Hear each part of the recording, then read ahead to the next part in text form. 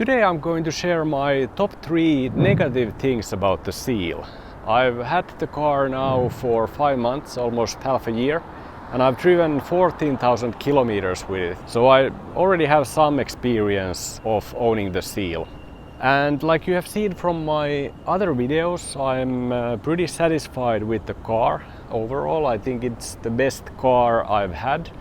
And it's a really solid performer, but of course no car is perfect, and that is also true with the Seal. And it does have its drawbacks as well. In this video I will share my view on the cons of the Seal. So let's go! The electric Seal. So the first negative point has got to do with this. That is the consumption reporting of the car, which I think is not adequate at all. I've driven quite many electric cars. I've driven fully electric since 2019, and I have to say that the consumption reporting in the Seal is one of the worst, if not the worst. Here is the past 50 kilometer active energy consumption, and that's pretty much all you will get. And even this figure behaves quite wildly, especially if you drive shorter distances.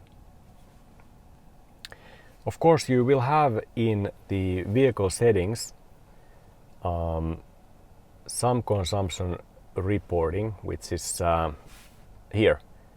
But this, for example, this graph is completely useless. There is no use whatsoever for this visualization. Also, this behaves quite weirdly, especially if you drive under 50 kilometers. The average electricity consumption here, which says 16.6, is, I guess, roughly true when you drive 50 kilometers. But if you drive, for example, 30 kilometers and you check this average electric consumption, do not trust it. You cannot trust that consumption figure for routes which are under 50 kilometers. You can check my previous video where I tested the iTAC option and its impact on the energy consumption. I also a little bit tackled this topic in that video. So that is definitely my first negative point about the Seal, and I really hope that BYD improves that via software updates going forward. The second point is about the front parking sensors, which are placed a little bit on the sides of the front of the car. And there is no sensor facing directly front, the middle. So this will cause a situation where the parking sensors won't alert you until you are very, very close to the wall. And you will see this in this video. So we will now start approaching this wall or fence here.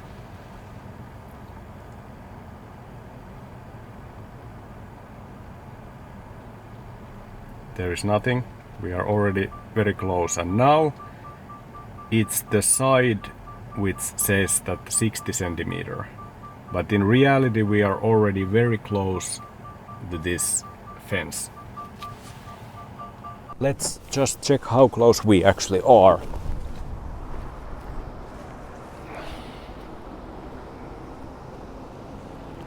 So we are definitely much closer than 60 centimeters. Here is the sensor placement, and from here to the fence, that is the 60 centimeter. But the Seal misses one parking sensor, which should be placed here, and that's kind of unnecessary cost optimization, I think, that affects the user experience of the car. And then, of course, if you approach the wall at an angle like this, then you will get the beep much earlier now. So that works better with that sensor placement. And then on to the third one, and that is actually the head-up display. This is at the same time one of my favorite features, and then something that could be so much better if BYD would put effort on improving this. And I hope they do in a future updates.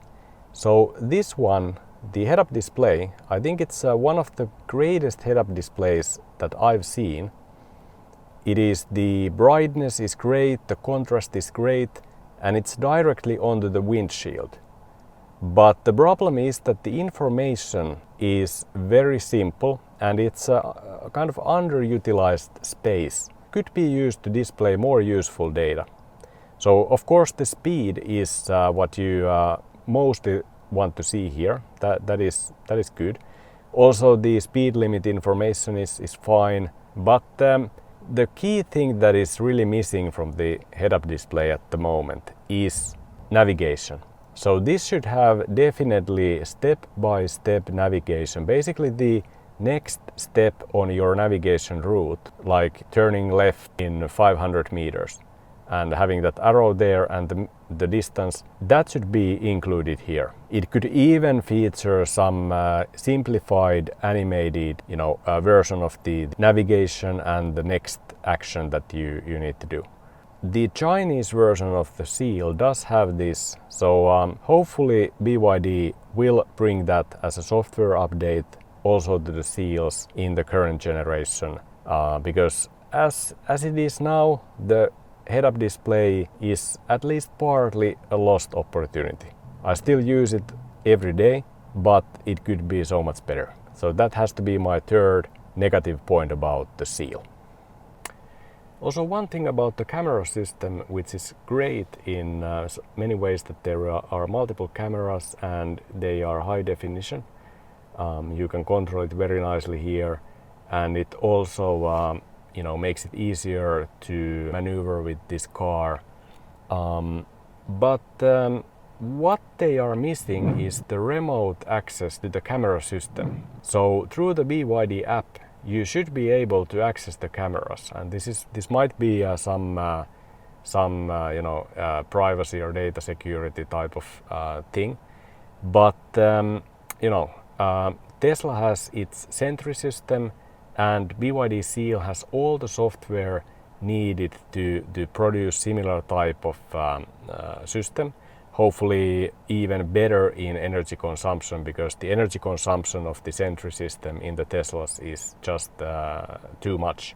But yeah, there are actually some third parties who have been developing this kind of software, and they have, I believe, fully functioning Sentry type of system, which utilizes all the cameras that you can see here on the screen, having the 3D view. So basically then you are able to access the camera images remotely when the car is off, and that is the big benefit of that kind of system that you can have the car turned off and still be able to read the cameras.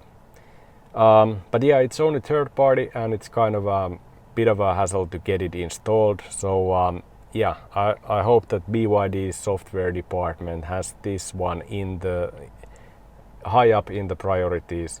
That would be a massive update if they would be able to bring that to the BYD application. When I bought the car, one of the things that irritated me was the speed limit warning sound. But even that is not a problem anymore, because with the recent software updates, it has been toned down quite a bit so that it's not really irritating. It is actually so kind of silent at the moment that you barely hear it. Actually, we can make a test here. I will drive soon in a 50 zone, and I will drive 52 kilometers per hour, and let's see if you can hear it through the video recording at all. Alright, so let's now do that speed limit warning sound test, and let's see if you can hear it from the recording. Please let me know in the comments if you do. So this is 50 area, and I will drive 52 kilometers per hour. That is still GPS speed is under the speed limit, but it will trigger the speed limit warning sound anyway. So real speed is about 49. Let's see.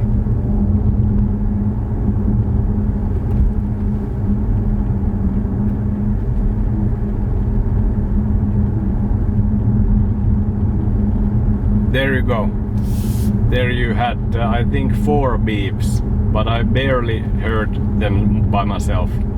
And I really doubt that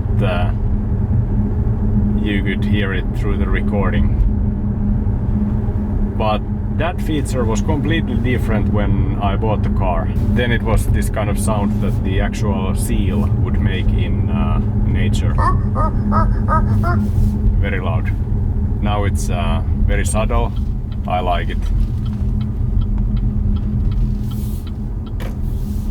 And also one thing that many people complain about the car is the trunk, which has smaller opening than traditional hatchback. But for me, it's not a negative point. We are a family of 4 and we just did 7,000 kilometer road trip over 3 weeks across Europe, and we did just fine. Of course, that is personal, always like what kind of stuff you need. If you need to carry a pram or a stroller, then the situation might be different for you, and you need to consider that trunk space and perhaps to go with some other type of car. So those were the 3 negative points about the Seal that I wanted to raise. But please let me know in the comments, how do you feel? Do you agree with the points I raised, or what are the things that you would like to see improved in the Seal? So that's all for now. Thanks for watching, and until next time.